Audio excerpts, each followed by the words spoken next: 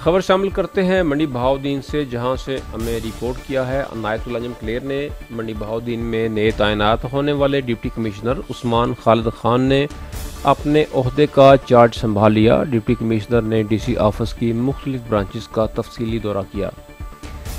तफसीलात के मुताबिक मंडी बहाउद्दीन में नए तैनात होने वाले डिप्टी कमिश्नर उस्मान खालिद खान ने अपने ओहदे का चार्ज संभाल लिया है। मंडी बहाउद्दीन ऑफिस पहुंचने पर additional deputy commissioner revenue doctor Ehsanul हक ज़िया, असिस्टेंट कमिश्नर काशिफ जलील ने डिप्टी कमिश्नर का इस्तकबाल किया। डिप्टी कमिश्नर ने डीसी ऑफिस की मुख्तलिफ ब्रांचेस का तफसीली दौरा किया।